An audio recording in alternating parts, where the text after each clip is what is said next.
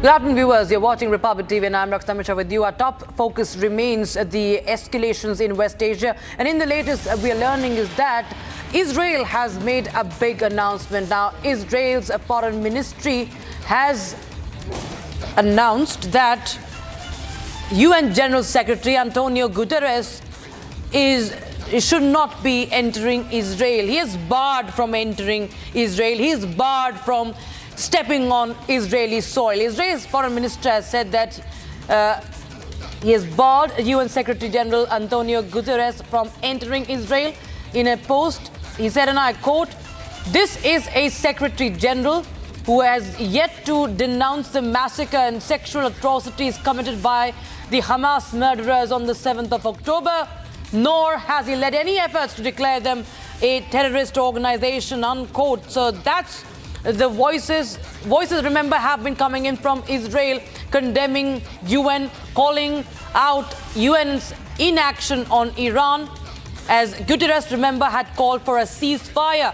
Guterres, remember, yesterday had criticized what it called escalation after escalation in West Asia, that there should be a ceasefire. But now but Tel Aviv is condemning what it calls inaction of the United Nations. And Israel Defense Forces retired Major General IDF Major Dan Pfefferman is right now joining us on the broadcast. Major Pfefferman, it's a big statement coming in. Well, we do know that there were many statements coming from Tel Aviv. We had even Naftali Bennett, the former Prime Minister, calling for the resignation of António Guterres. And now Israeli Foreign Ministry says that António Guterres should never step on Iranian soil, right ahead of the UNSC emergency meeting. Yeah, I mean, I'm not surprised. He's been nothing but an apologist for terror organizations since the beginning of this war. I haven't fact-checked your news reporting, but I'll take it because it sounds pretty accurate to me. He has not condemned Hamas. He's equivocating the action of terrorists, the unprovoked and absolutely brutal attacks of October 7th that sparked once again these regional tensions that we are still in this war a year later. He has not condemned Hezbollah and the fact that it has been firing missiles on northern Israel since October 8th, which Israel had not even responded to the Hamas attacks in Gaza. And taking advantage of this distraction, Hezbollah in the north and the Houthis in Yemen began firing en masse at Israel. And so all of these talks of escalation seem very hollow from the body that is supposed to prevent regional aggressions and regional tensions. They only seem to be coddling and acting as apologists for these radical actors in the region, rather than doing their job, which is to prevent such aggression, such acts of terror by these radical actors around the Middle East. Right. In fact, just stay on with us, Major. We have more updates coming in as we speak. The Hezbollah has reported clashes with the Israeli forces, attempting to, what it says, infiltrating the border town of Marun al-Ras, and that follows the claims of repelling Israeli troops in Adaise.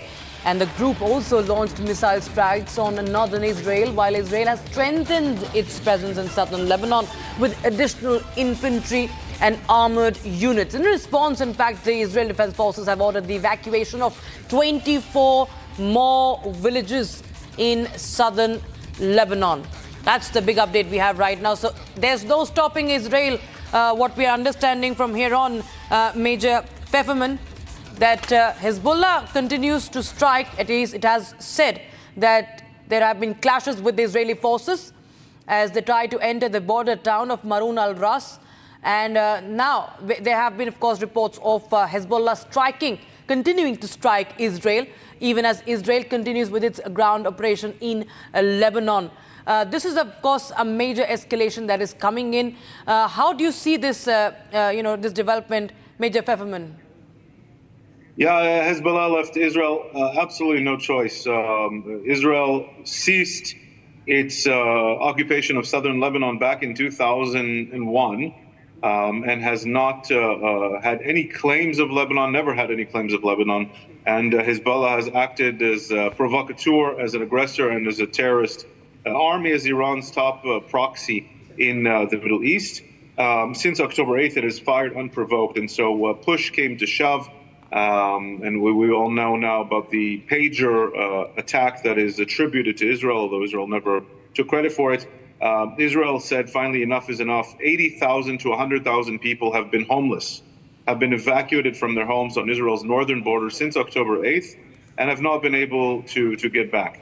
And the Iran-backed proxy's only goal is to pressure Israel, to strike at Israel while it's distracted in Gaza. And as the Gaza war seems to be militarily, from a military perspective, largely over, and Hamas has been dismantled as any kind of effective fighting organization, Israel said enough is enough. We need to get these 100,000 civilians back to their homes. Hezbollah and Iran have been instigating and provoking and firing rockets nonstop for the last year, and this cannot happen anymore. The Israeli retaliation attacks on Hezbollah the last few weeks have been immense. They've taken out, obviously, all of the top leadership. They've taken out the communications mechanisms. They've taken out much of the military and terrorist infrastructure all along the border with Israel in southern Lebanon. Some half of the long-range and medium-range missiles that were pointed at Israel, a lot of them based in civilian houses, were dismantled, were taken out. Well over 1,000 launchers were struck, arms depots, and the entire Hezbollah ground operation is being quickly and surely taken out by Israel, and Israel is showing absolute military and intelligence superiority over this Iran-backed proxy. Right, Major, please stay on with us because we have some more breaking developments. The Israeli Defense Forces have now released new footage of its 98th